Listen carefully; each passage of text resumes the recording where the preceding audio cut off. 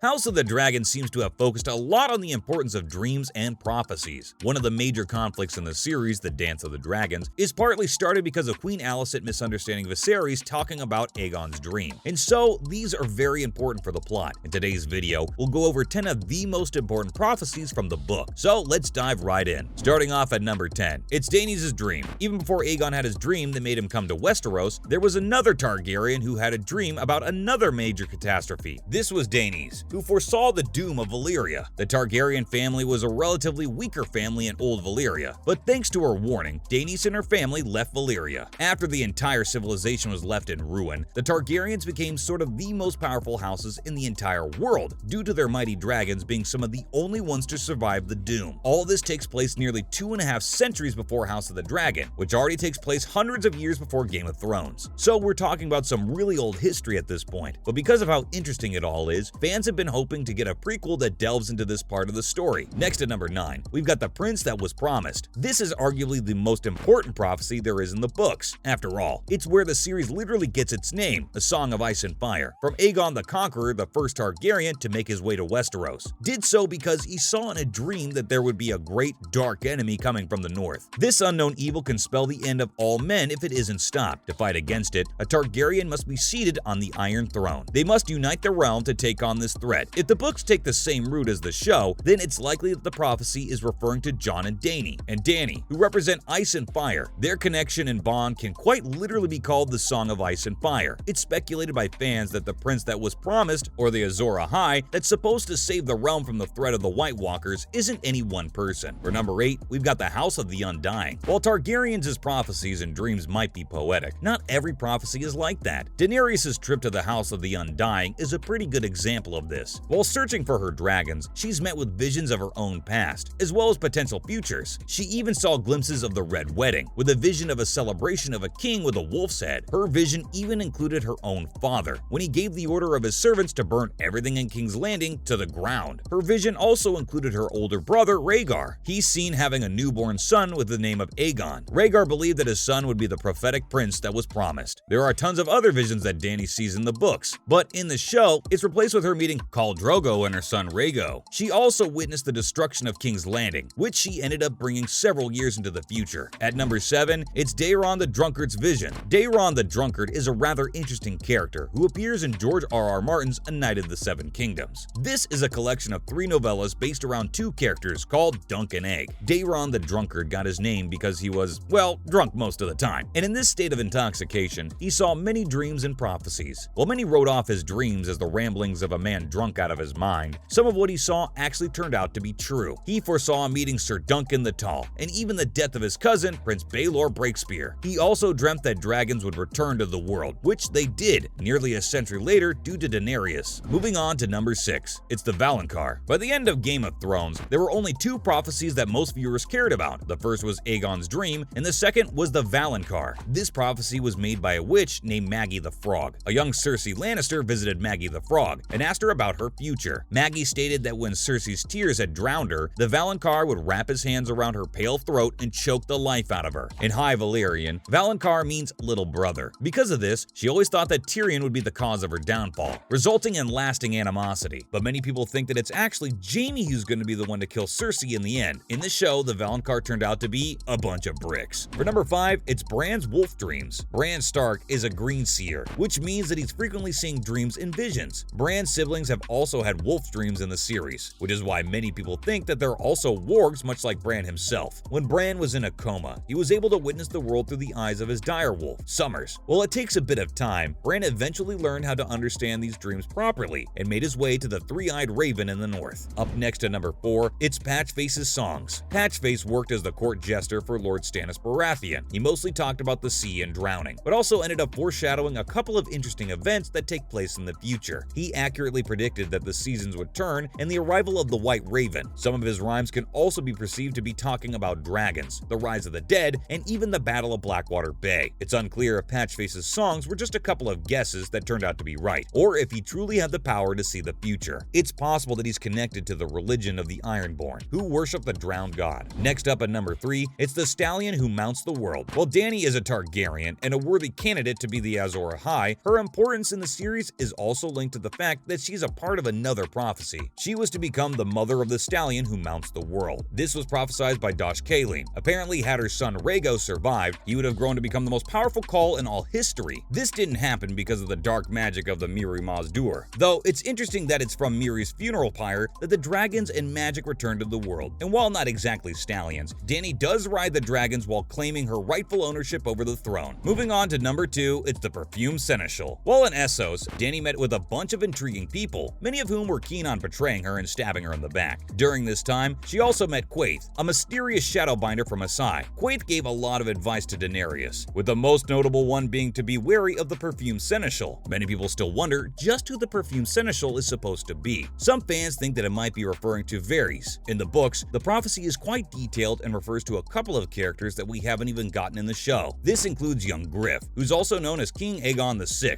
who's supposedly her nephew. Finally, at the number 1 spot, it's the Ghost of Highheart. The tragedy of Summerhall is a notable event in Targaryen history. It's when King Aegon V and his family all died mysteriously at their summer residence. There was one character who supposedly survived the tragedy, a strange woods witch who was apparently friends with a character known as Jenny of Oldstones. This was the wife of Prince Duncan. The witch told Prince Jaehaerys that his future children, Aerys and Rhaella, would bear the prince that was promised, and so the two got married. Many years later, Arya met with the witch too. During this time, she became known as the Ghost of Highheart. Many from the Brotherhood Without Banners visited her from time to time to learn more about the various prophecies and futures she had to share. While the Ghost of Highheart always spoke in riddles, some of her sayings included future events such as the Red Wedding and the death of Renly Baratheon. In the show, this role had been taken over by Melisandre, who prophesied that Arya would close blue eyes, referring to the Night King. Fans felt a bit cheated by this prophecy, since they never thought it would refer to the Night King, since Aegon's Dream, which clearly painted Dany and Jon as the ones to take him down, was definitely the most important and central prophecy of the series. That's a wrap for this video. Which of these prophecies and dreams did you think were the most interesting? Comment below. Give this video a thumbs up and subscribe to our channel for more videos like this. See you at the next one!